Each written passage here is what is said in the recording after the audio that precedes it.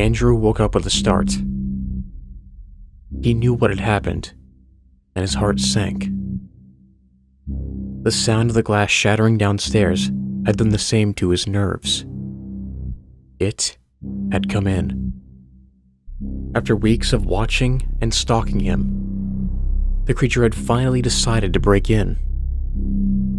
The patio doors, made completely of glass, provided it with the perfect entrance.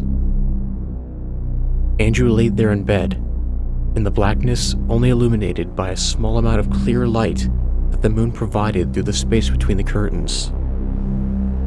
He listened for the creature. Listened to see if it was inside, secretly praying that everything would be silent. The terrifying cracking of glass under the creature's feet confirmed his worst fear. It had finally made its way into his home. With this crushing realization, Andrew, now shaking, grabbed his titanium baseball bat and crept downstairs deeper into the darkness, determined to confront this thing once and for all, secretly hoping, though, that it would run away when it saw him, as it normally did. Andrew stood at the bottom of the stairs, listening. At first, all he heard was the cracking of glass under the creature's feet. Then, for the first time, Andrew heard the creature, breathing heavily, as if its throat was blocked by phlegm. The hideous creature snarled and clicked, gradually getting closer to Andrew. Now out of the kitchen, the creature was finally off the glass. It walked almost silently now, strangely more agile than it looked, especially considering how clumsily it ran away. Andrew realized what he had to do. He grasped his weapon tighter and froze, unable to move. He knew he needed to attack it, but he just couldn't. Its teeth, its eyes, its skin, human, but not quite. The creature was in the living room now, and edging closer by the second. Andrew was still too terrified to move.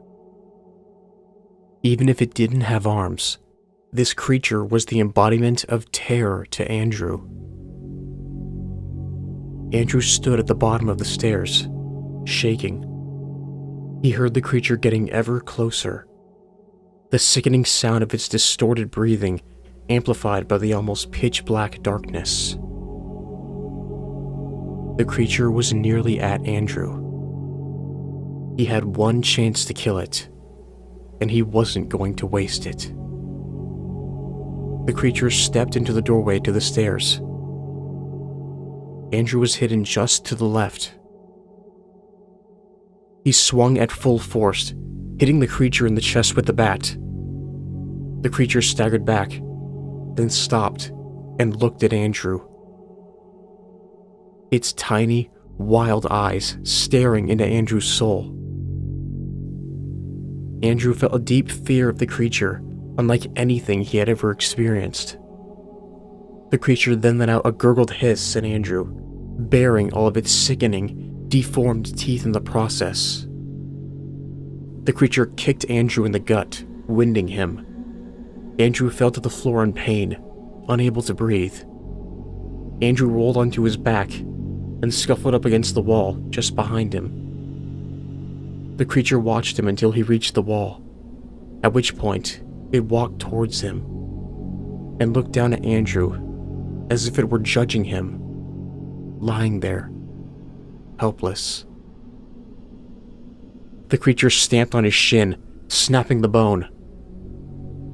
Tears began to stream from Andrew's eyes. The pain was so intense, Andrew thought he was going to vomit. Andrew, now incapacitated, had nowhere to go and no way to fight.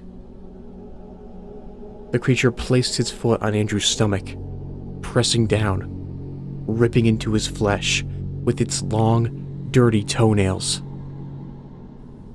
With the creature's foot now completely inside Andrew's stomach, Andrew started to cough blood. Tears streamed down his face. He passed out from the pain, and then passed away. The creature loomed over what was now his bloody corpse.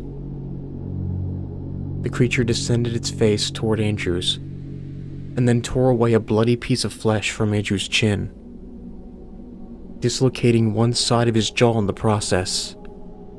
The creature continued to tear and eviscerate Andrew's corpse until everything the creature could stomach had been devoured. The creature then left, calmly, silently, with a pure and deep hatred in its heart.